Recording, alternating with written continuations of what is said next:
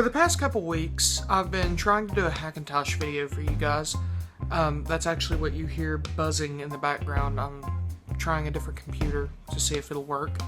But my main idea was to put Hackintosh on this Dell Studio 1535.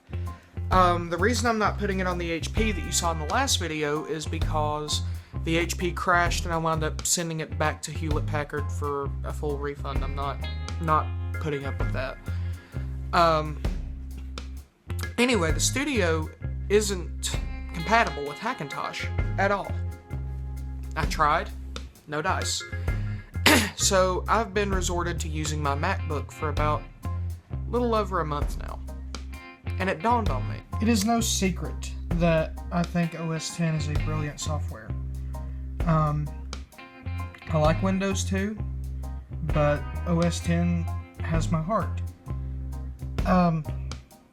But it dawned on me the more I used this MacBook and the more it's started to fall apart and I started looking for new pieces for it and whatnot, it's dawned on me that these are probably the most expensive computers on the planet. In fact, if you just type in used Mac on eBay, they are anywhere from $200 to $2,799. There's a Mac Pro, but I'm pretty sure it's not supported anymore, which means hacking it. That's a socket wrench.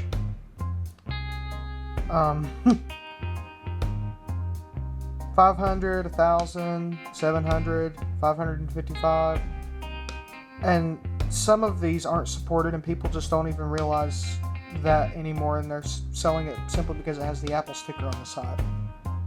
The point I'm trying to make is that not everyone can afford Mac OS X.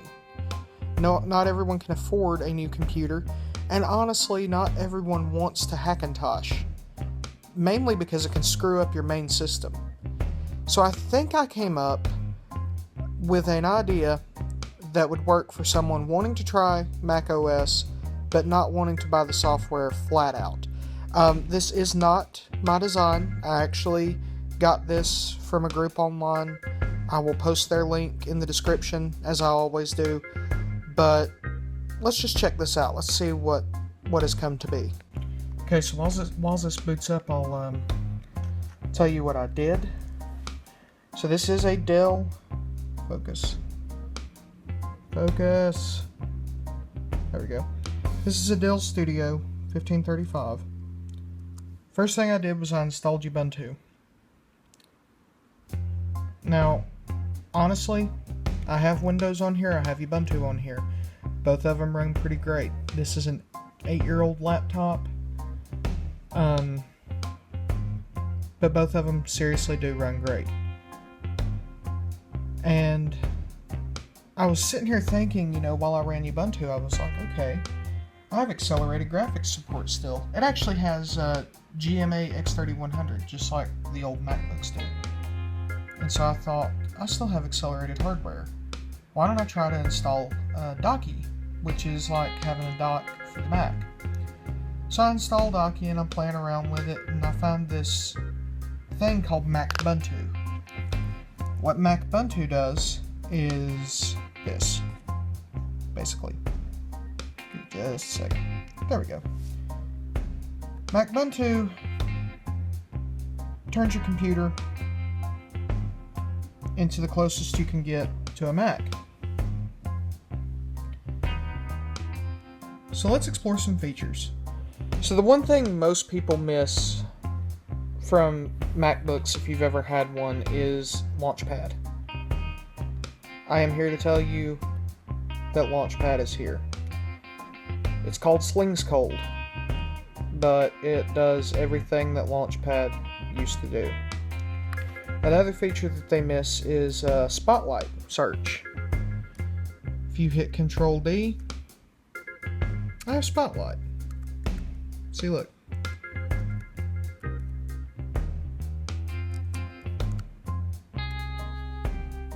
So I can search Chrome, and it'll come up with Google Docs, YouTube, Gmail, Google Chrome, or Google Drive. I'll hit YouTube. The irony here is it might open it in Firefox. Might not open it at all.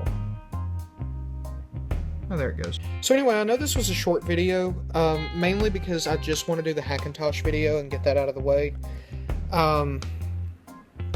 And I will get to it eventually. I don't know if this computer that I'm working on right now is going to do it or not. I'm actually looking to get my old laptop back, which was an Asus VivaBook, and it will do it, and I could do a how-to guide through it, so I'll probably wind up doing that. Like this video, give it a thumbs up. It's actually part of a 3-part series. The next one I'm going to do is making Linux look like Windows 10, and then I'm going to do virtual boxing Mac OS 10. So in case, let's say you have a high-end Windows computer and you want to virtual machine OS 10, I'll show you the plus sides and the drawbacks of doing that. So anyway, yeah, this has been Adam. Adios.